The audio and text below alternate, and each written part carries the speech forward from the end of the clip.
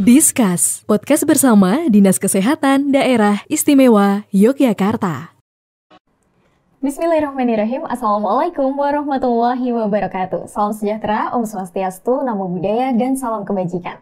Halo Sobat Sehat, selamat datang di Discuss, podcast bersama Dinas Kesehatan Daerah Istimewa Yogyakarta. Yang tentunya podcast ini dipersembahkan untuk Anda sebagai upaya promosi, edukasi, dan juga sosialisasi terkait tentang beragam permasalahan kesehatan, termasuk juga pelayanan kesehatan yang ada. Dan tentunya Sobat Sehat, di kesempatan kali ini, di Discuss kali ini, saya mengharapkan Sobat Sehat juga dalam keadaan sehat begitu ya. Karena memang kita pengennya di masa-masa sekarang ini hidup sehat dan juga terbebas dari beragam penyakit.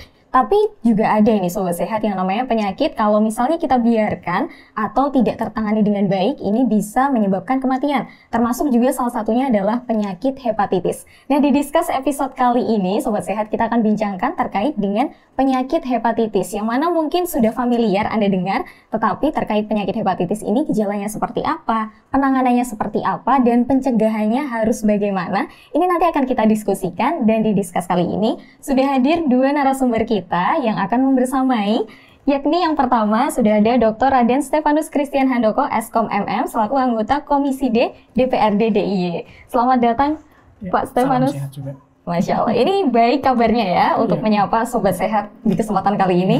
Baik, dan juga sudah ada dari IDI atau Ikatan Dokter Indonesia Wilayah Sleman, sudah ada Dr. Noviantoro Sunarko Putro, spesialis penyakit dalam. Selamat datang dokter. Selamat datang, terima kasih. Kabar sehat dokter ya? Alhamdulillah. Alhamdulillah. Nah, ini dari Dokter Koko sendiri sudah sehat, kemudian dari Bapak Stefanus juga sehat. Nah, kita harapkan juga Sobat Sehat di rumah dalam keadaan sehat, karena kita akan membahas terkait dengan yang namanya penyakit hepatitis. Mungkin kalau dari Pak Stefanus ini, sebagai masyarakat begitu, apakah selama ini sudah betul yang dipersepsikan oleh masyarakat hepatitis itu yang seperti apa dengan penjelasan dari dokter tadi?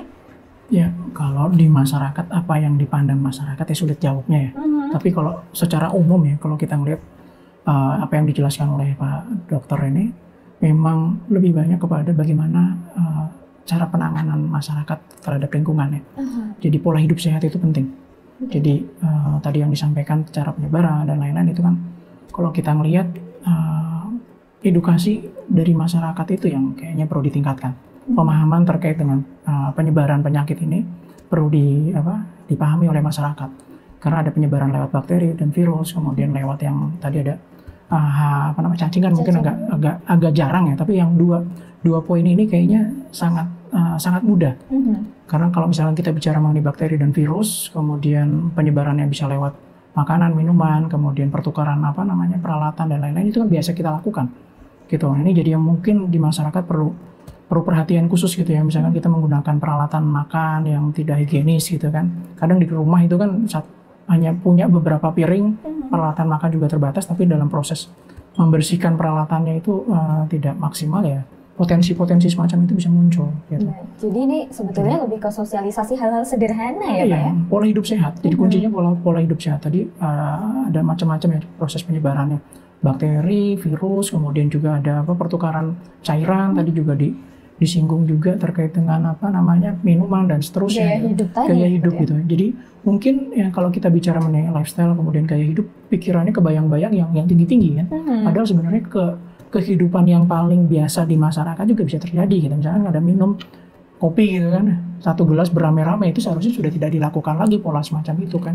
Karena ternyata pola penyebaran penyakit ini sangat mudah juga gitu. Untuk yang kalau tidak salah yang A dan B ya sangat mudah karena berdasarkan bakteri dan virus gitu. Dari minuman, makanan pun bisa gitu. Jadi masyarakat perlu tahu bahwa ternyata hepatitis ini juga bisa berakibat fatal ketika proses penanganan, ketika kita terjangkit tidak maksimal. Gitu. Penanganannya jadi terlambat, kemudian mereka nggak apa-apa. Padahal ternyata kalau kita pelajari lebih dalam lagi, bisa juga sampai gagal hati ya, gagal hati, kemudian komplikasi. Ya efeknya tadi seperti tadi dijelaskan oleh Mbak bahwa hepatitis bisa menyebabkan kematian juga gitu. Sebetulnya kalau dari masyarakat sendiri untuk bisa mengakses informasinya itu sudah mudah begitu ya Pak ya untuk saat ini, dan kemudian juga tentunya upaya sosialisasi kalau dari pemerintahan sendiri sudah melakukannya sudah rutin begitu. Nah, ini mungkin bisa dijelaskan begitu Bapak terkait dengan bentuk sosialisasinya itu kalau kepada masyarakat itu sebetulnya yang sudah dilakukan selama ini seperti apa? Jadi di DPRD itu sangat mendukung sekali dinas terkait, terutama dinas kesehatan ya, dalam proses penanganan, penanggulangan, kemudian mencegah penyebaran berbagai macam penyakit khususnya hepatitis gitu ya. Itu kita mendukung sekali dinas terkait untuk melakukan berbagai macam kegiatan, termasuk juga kegiatan semacam ini yang kita lakukan ini, itu adalah bagaimana kita mencoba menyebarkan informasi seluas-luasnya. Nah, kalau dulu kita hanya mengandalkan sosialisasi dengan konvensional ya, kita mendatangkan orang sekian puluh orang, kemudian kita melakukan edukasi, menyebarkan informasi di lingkup yang hanya sangat terbatas itu. Sekarang kita melihat bahwa ternyata trennya adalah masyarakat sudah bertransformasi ke arah digital ya. Mencari informasi dengan mudah ke peralatan-peralatan yang digital. Jadi kita melihat bahwa podcast ini menjadi salah satu strategi kita dari Pemda maupun DPRD untuk menjamin bahwa masyarakat itu cukup dalam pemenuhan informasi. Jadi informasinya juga valid, bahwa channel yang kita gunakan adalah channel punya pemerintah. Jadi nggak ada lagi lah cerita, wah kita dapat informasi kok dari channel-channel yang nggak jelas nih. Tapi ini udah jelas, channelnya punya dinas kesehatan, informasi yang diberikan pastinya juga tervalidasi, karena contohnya kita juga menghadirkan pakar-pakarnya, pakar-pakar terkait dengan penyakit tersebut. Jadi itu langkah nyata kita, Mbak. Jadi kita berkolaborasi, tentunya tidak bisa memberikan 100% bahwa pemerintah daerah lah yang bertanggung jawab, tidak gitu. Tapi juga ada peran DPRD terkait dengan penganggaran ya. Jadi dua belah pihak ini harus berkomunikasi dengan baik. Dinas Kesehatan, Mitra Komisi D juga harus bisa berkomunikasi yang baik. Bagaimana kita punya program itu kemudian dianggarkan dan anggarannya cukup, kemudian kita coba sahkan di DPR. Jadi perannya seperti itu, Mbak. Jadi pemerintah daerah dan DPR berkolaborasi untuk proses penanggulangan ini. Jadi kita berharap masyarakat di Yogyakarta itu karena dikenal juga sebagai kota yang literasinya terbaik ya, di nasional, juga mendapatkan informasi yang juga baik juga gitu, khususnya kesehatan. Jadi masyarakat di Yogyakarta ketika pengen mencari informasi, karena dengan adanya podcast ini juga konten-konten yang tersebar di dunia maya juga lebih bermanfaat. Kan banyak sekali kita lihat channel-channel sosial media banyak ya, bahkan TikTok juga sekarang lagi kencang gitu. Ternyata konten di dalamnya, saya berharap juga konten di dalamnya itu yang bermanfaat. Dan mungkin seperti ini juga menjadi strategi awal kita dalam mengenalkan kepada khalayak luas gitu, bahwa pemerintah daerah, DPRD juga mengikuti zamannya gitu. Zamannya sekarang tuh ke digital ya, kita main di digital. Supaya jangan sampai informasi yang sudah kita buat ternyata ya hanya terdokumentasi dengan baik, tapi tidak bisa diakses. Nah, itu dia kan kuncinya. Bagaimana kita sudah membuat konten-konten yang bagus, tapi juga bisa diakses. Tadi pertanyaan, apakah masyarakat bisa mengakses? Tentunya bisa. Kita bisa melihat di Pemda juga punya berbagai macam channel ya.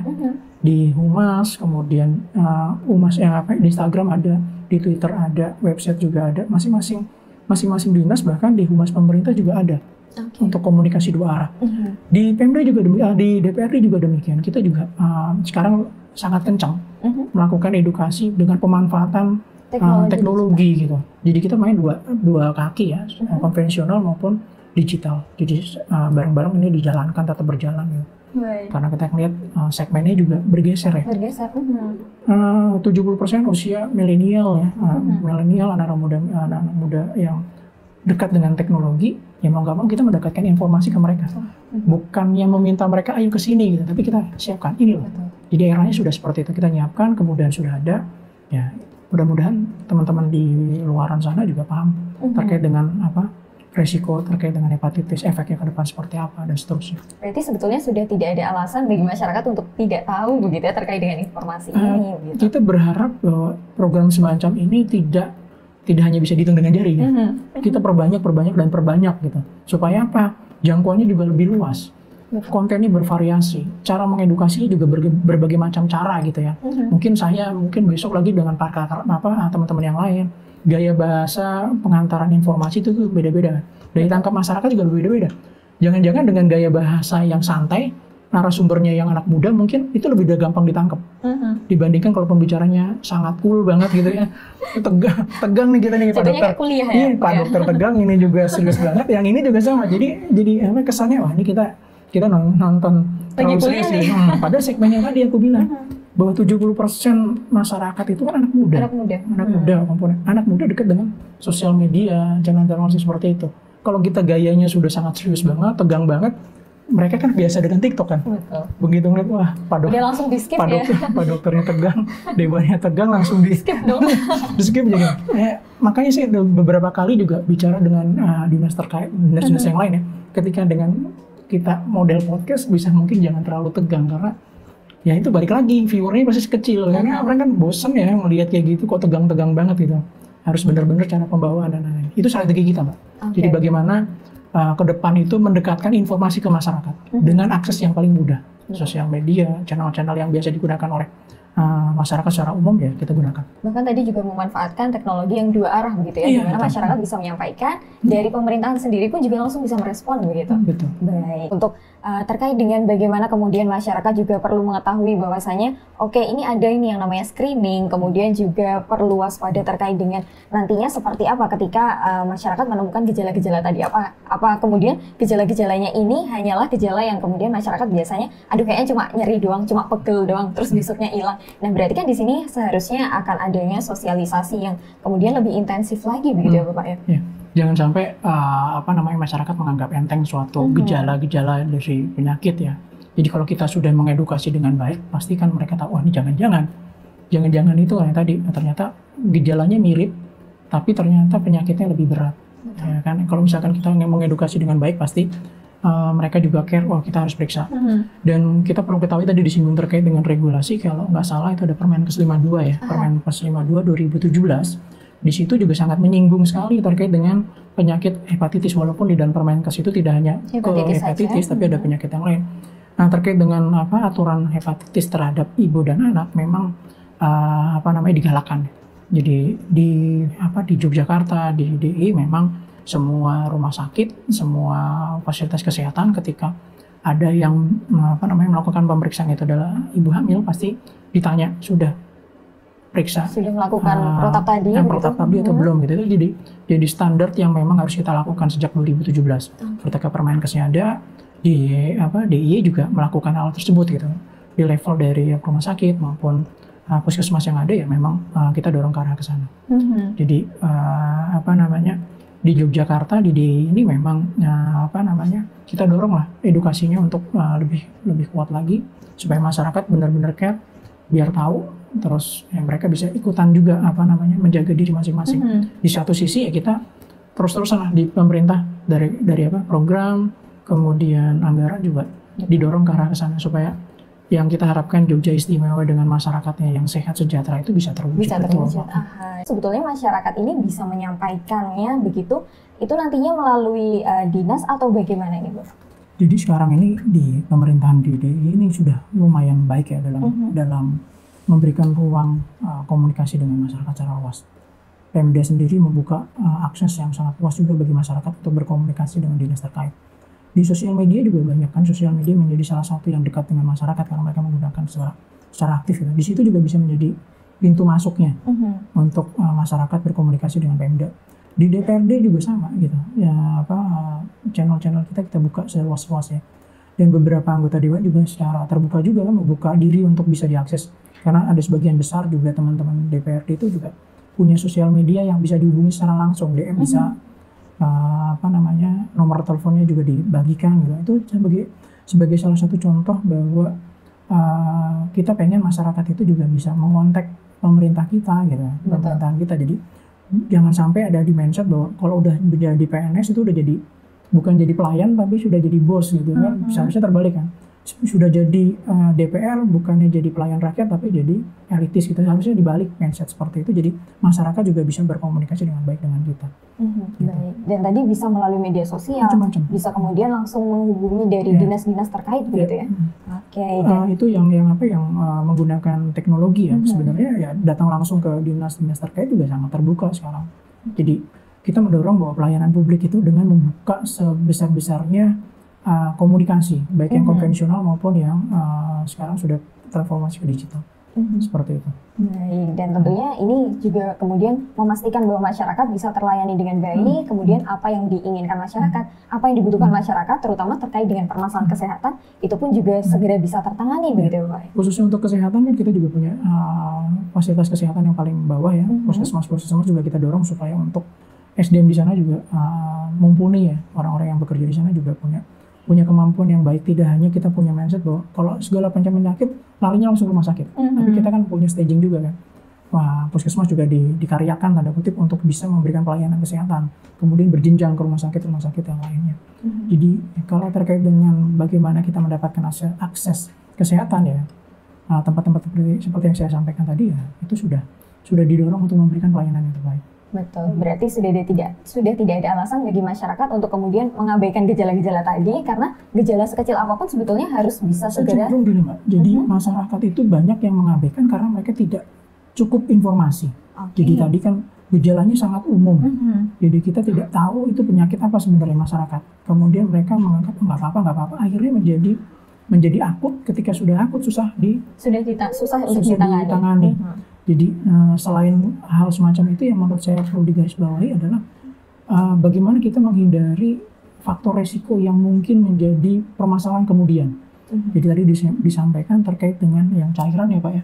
Yang cairan, kalau saya bisa agak sedikit vulgar, sekarang itu kan sangat mudah sekali berbagai macam tingkatan generasi mengakses. Kalau zaman dulu kalau kita mau jajan hanya ke lokasi tertentu. Sekarang dengan aplikasi mudah sekali kita bisa mengaksesnya gitu kan. Tapi ada satu faktor lagi yang harus dipahami oleh masyarakat, itu sangat beresiko, rentan sekali. Makanya di situ ada pertukaran cairan reproduksi, cairan darah dari mulut ya, karena kan berhubungan seksual itu tidak hanya bawah tapi atas juga terjadi, dan itu bisa terjadi pertukaran cairan tadi di Pak Dokter itu. Nah, edukasi semacam ini yang harus disampaikan juga ke masyarakat. Kadang tadi yang segmen saya bilang itu anak muda itu nggak care juga karena nggak tahu gitu kan. Berpikiran macam-macam, berpikiran sangat pendek gitu ya, nggak mungkin terjadi sama saya begini-begini gitu kan. Ternyata saya berhubungan tidak yang bawah, tapi yang atas. Padahal tadi cairan lagi. Ketika kita berhubungan ciuman ya, itu pertukaran cairan juga memungkinkan untuk terjadi pertukaran semacam itu juga. Kemudian tadi disinggung juga terkait dengan penggunaan jarum ya. Karena masyarakat juga sekarang sudah eranya berbeda ya, penggunaan jarum dengan berbagai macam manfaatnya yang digunakan untuk tato, untuk nafsa, untuk dan lain-lain. Nah, itu juga harus diedukasi bahwa pertukaran cairan darah juga memungkinkan terjadi resiko untuk kena hepatitis. Jadi saya berharap kalau model konvensional ya, edukasi konvensional, kita ngumpulin 50, satu hari mereka masih ingat. Hari kedua dia masih ada lupa-lupa. Seminggu 50% hilang, sebulan hilang. Tapi kalau dengan konten semacam ini bisa ditonton berulang-ulang. Hari ini saya lupa. Kemarin lihat ada Diskes nih, punyanya Dinas Kesehatan. Pernah membahas hepatitis, lihat lagi.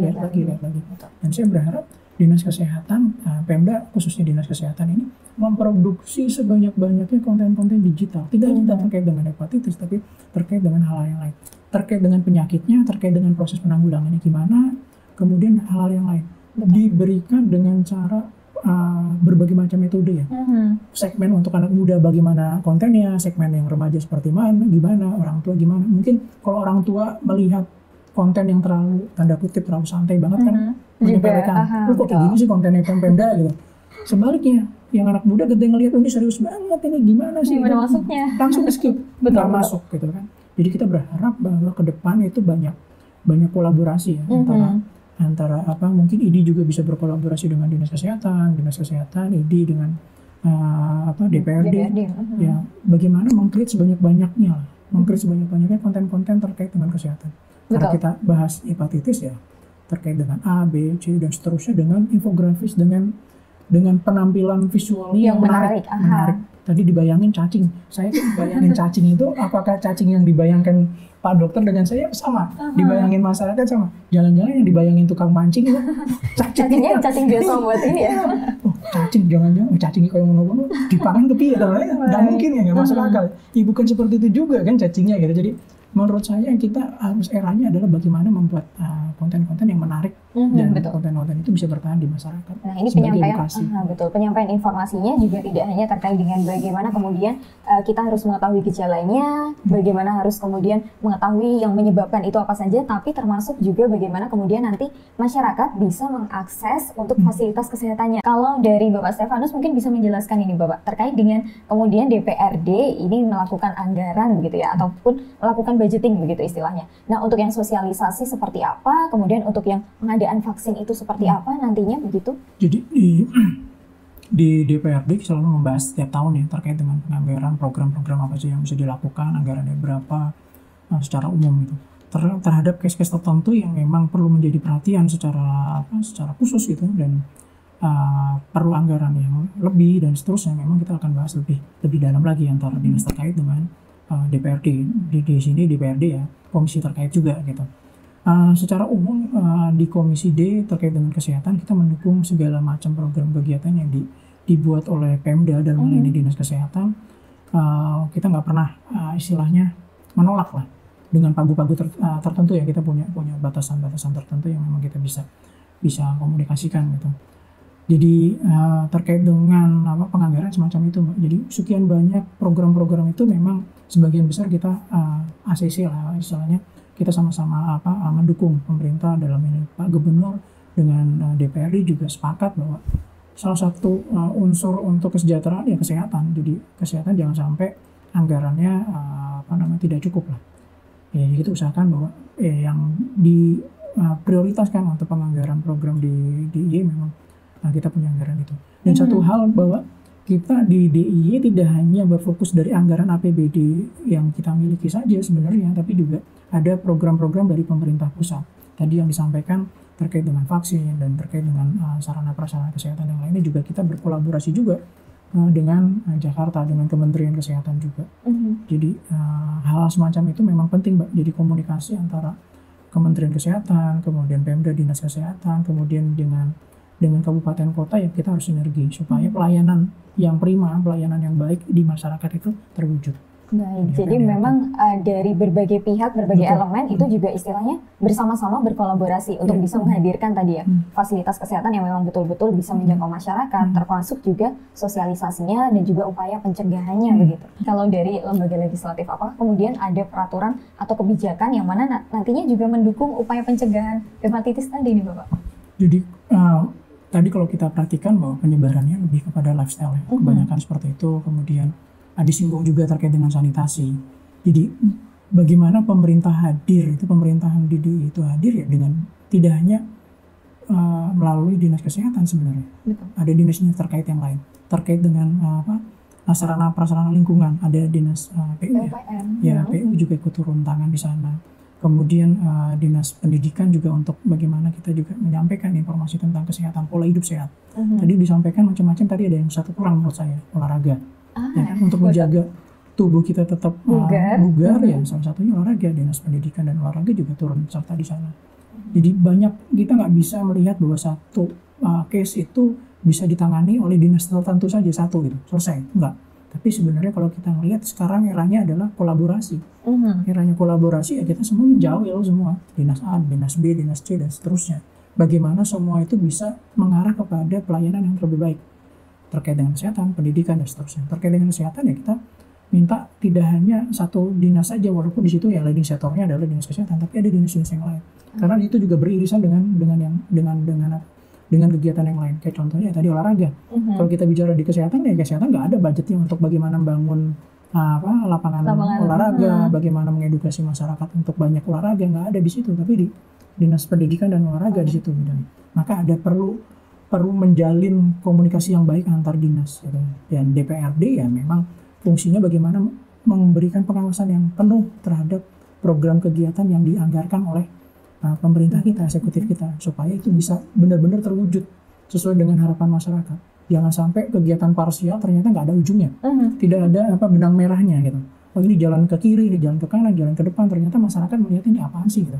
Tapi mudah-mudahan ke depan ya DPRD maupun eksekutif punya pandangan yang sama. Dinas A, B, C, kita rame-rame membuat masyarakat ini bisa hidup sehat. Supaya tadi permasalahan kesehatan juga tidak terjadi di masyarakat. Berarti selama ini upaya sosialisasi sendiri yang kemudian dilakukan terkait dengan bagaimana mencegah begitu ya, yang namanya penyakit, terutama penyakit hepatitis itu sebetulnya memang sudah dilakukan dan juga sudah berkolaborasi selama ini. Jadi tidak hanya sosialisasi sebenarnya dalam proses penanganan penyebaran kesehatan ini, penyebaran hepatitis, banyak kegiatan yang dilakukan sebenarnya. Tapi ketika kita melihat bahwa edukasi itu penting, bahwa masyarakat juga perlu tahu ya kita cari cara yang yang paling efektif dan penyebarannya lebih luas dengan cara yang sesuai dengan eranya. Ya, salah satunya semacam ini, sosialisasi dengan podcast, sosialisasi dengan digital. Berbagai media sosial harus dimanfaatkan. Semua dimanfaatkan sesuai dengan eranya. Apakah sudah dilakukan? Sekarang kita coba gencarkan. Gitu. Makanya kalau kita ngeliat hari ini aja kayaknya banyak ya. Hari Apalagi ini kegiatannya kita, bisa ada 5 kegiatan.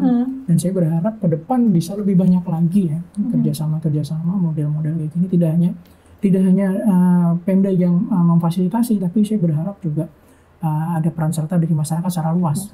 Jadi ada perusahaan farmasi juga ikut nimbrung gitu ya. Kemudian perusahaan-perusahaan kesehatan juga ikut nimbrung, kemudian masyarakat secara umum ya juga ikut nimbrung. Tadi karena kita ngelihat penyebarannya macam-macam, bahkan yang tadi terkait dengan lifestyle, cairan dan lain-lain itu kan juga ternyata bagaimana mencegah juga ada peran serta masyarakat, tokoh masyarakat, tokoh agama, kemudian lingkungan juga ikut tidak membiasakan diri untuk tidak melakukan hal yang tidak memberikan nasihat, cuek gitu, biarin lah itu bukan anak saya, RW sebelah kok gitu kan.